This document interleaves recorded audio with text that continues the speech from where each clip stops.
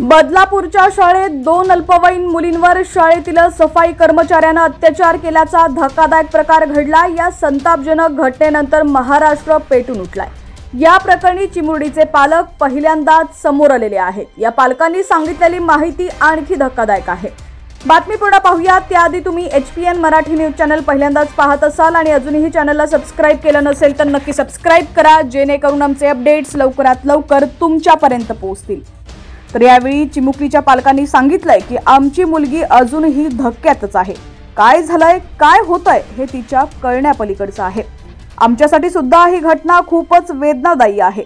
13 August पर्यंत आम्हाला आमच्या मुलीसोबत असं काही घडलंय याची पुसटशीही कल्पना नव्हती। आमची हसती खेळती मुलगी अचानक शाळेत जायला नाही म्हणू लागली। याच दरम्यान आमच्या लक्षात आलं की ती नीट चालू शकत नाहीये। तिच्या बाबतीतील आणखी एक एबनॉर्मल गोष्ट आम्ही ऑब्झर्व केली। आमची मुलगी शूला जायला नाही म्हणू लागली होती। आम्हाला वाटलं की तिला कदाचित युरिन इन्फेक्शन झालं असावं।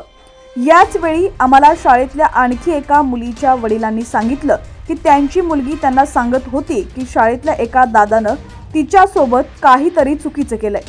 मुलीने असं सांगितल्यावर त्यांनी त्यांच्या मुलीची वैद्यकीय चाचणी करण्याचं ठरवलं। हे ऐकून आम्हीही अलर्ट झालो, कारण आमची मुलगीही शाळेत जायला घाबरत होती आणि शूला जायलाही टाळाटाळ करत होती। मग आम्ही आमच्या मुलीचीही मेडिकल टेस्ट करण्याचा निर्णय घेतला। टेस्टचा रिझल्ट पॉझिटिव्ह आला। हे सगळं पचवणं आमच्यासाठी खूप धक्कादायक होतं, वेदनादायी देखील होतं। पण या धक्क्यातून सावरून आम्ही हिंमत गोळा केली आणि पोलिसात जाण्याचा निर्णय घेतला। 16 ऑगस्टच्या दिवशी आम्ही प्राथमिक मेडिकल रिपोर्ट सोबत पोलीस स्टेशनला पोहोचलो, पण 12 तास आमची कुणीही दखल घेतली नाही। आम्ही वेळोवेळी विनंती करत राहिलो की आमचं ऐकून तरी घ्या, पण पोलिसांकडून आम्हाला खूप उद्धट आणि अरेरावीची उत्तरं मिळाली। शेवटी आम्ही स्थानिक राजकीय नेत्यांकडे गेलो आणि मग त्यांच्या हस्तक्षेपानंतर आमची तक्रार नोंदवली गेली। FIR दाखल झाल्यावर आम्ही पुन्हा सरकारी रुग्णालयात मुलीची टेस्ट करण्यास गेलो। दुसऱ्या दिवशी सकाळी 9 वाजण्याची वेळ दिली, पण तिथंही पोलिसांच्या दिरंगाईचा आम्हाला सामना करावा लागला।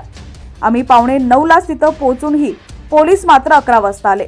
आम्हाला शंका आहे की शाळेतल्याच आणखी एका मुलीसोबत असा प्रकार घडलेला असू शकतो, पण भीतीपोटी लोक पुढे यायला घाबरत असावे।